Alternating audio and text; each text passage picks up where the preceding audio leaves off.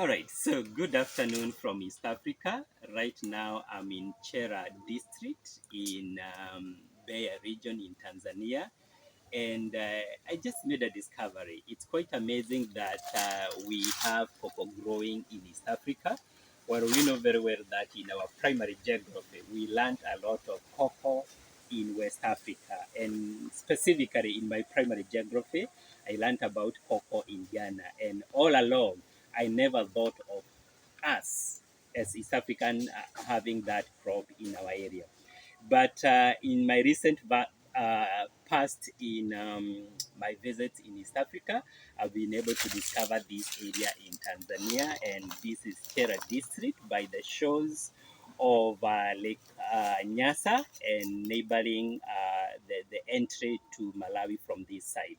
And today I'm in one farm and I'm getting to learn more a lot about cocoa growing in Tanzania, and I've been able to learn a few things. And so you can see I am under the shade of this cocoa tree, and one thing that I've learned is this: one, we do not have specific varieties that the farmers get provided with when they are growing cocoa.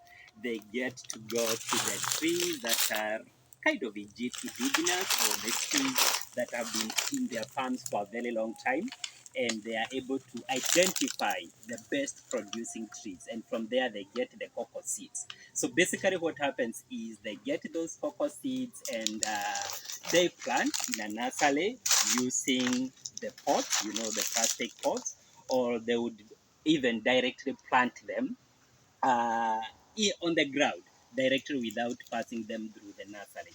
And this is quite amazing to get to know that while we all think about planting dried seeds for us to get whatever we want to get, for cocoa, we plant the wet seed directly. We'll be seeing those seeds in a moment. Uh, another thing that I've also discovered is that most of the cocoa farms, we have bananas. This is very essential because whenever we are planting the young cocoa seedlings, we basically plant them together with a banana plant. And the whole reason is for them to be able, the banana plant is able to keep moisture for this young seedling. And with time, as the cocoa tree grows, the banana tree dies by itself, and then you are left with your cocoa plantation. So basically here in Tanzania, we've learned a lot, which we'll be sharing with you in terms of a written report. And this one will be able to compare it with cocoa in West Africa. Of course, we know West Africans are our champion in cocoa growing because of the favorable growing conditions and all that.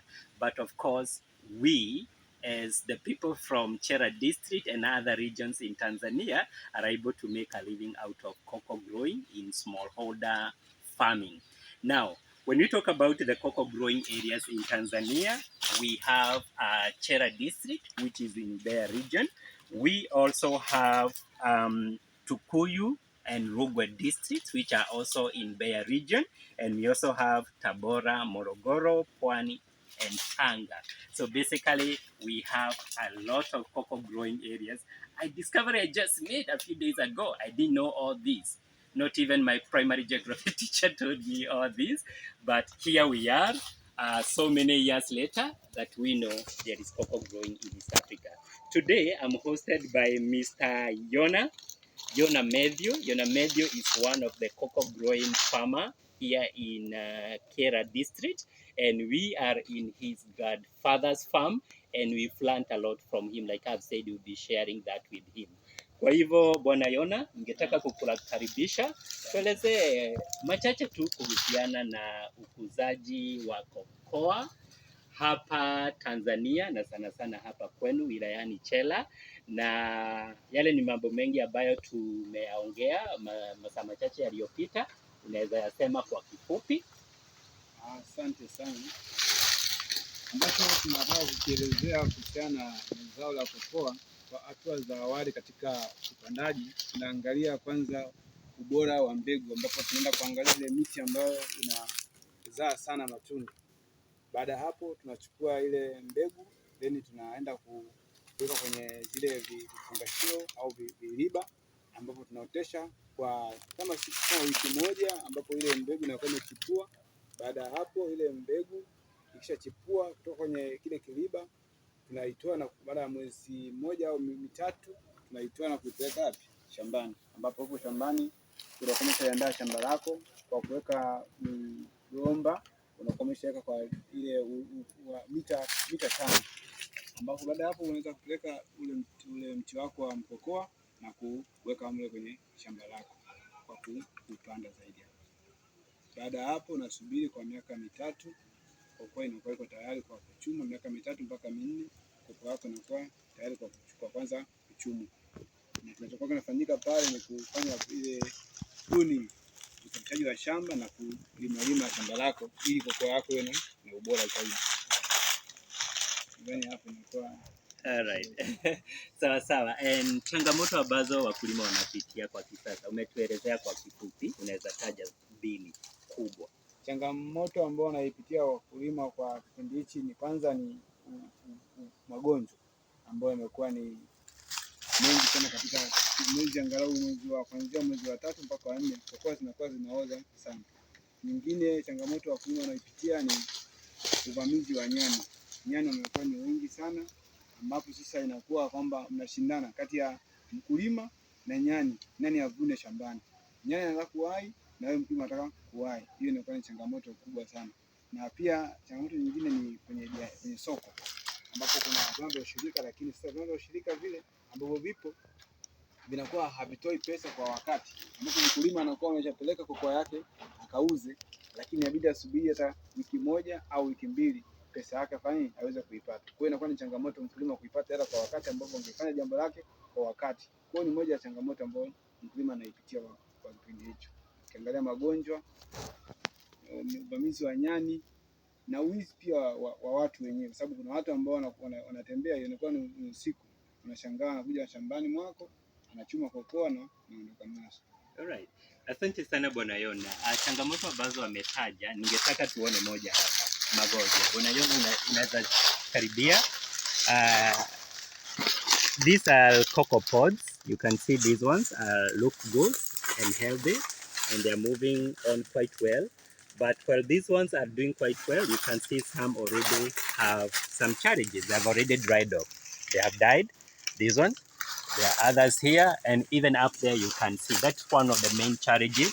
And one thing that Mr. Yona is mentioning to me, if the government or the agents that are concerned or they are involved with cocoa growing here in Tanzania or elsewhere, if they could do the research on how to manage such challenges, some diseases and some pests that are affecting farmers and they are not sure on how they can manage them.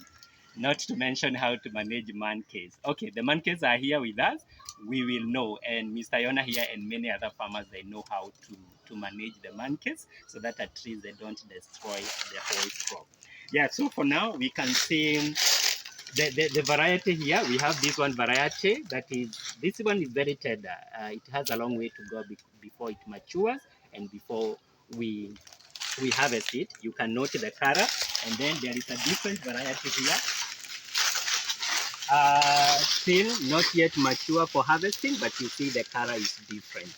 As we move along, these two varieties, the farmers have a way of identifying whether the pod is ready for harvesting or not. And what I'm getting from Mr. Yona here is that even the monkeys know how to identify the ready pod that they can harvest for themselves, and that is the truth. So as we go further, and in our report, we are going to share with you how to identify the mature pod by manual tapping at the pod and also the change of color.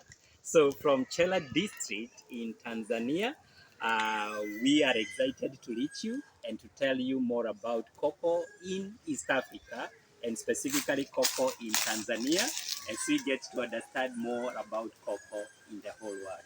So thank you so much for watching us. We will reach to you one more time before we get out of Kyela district.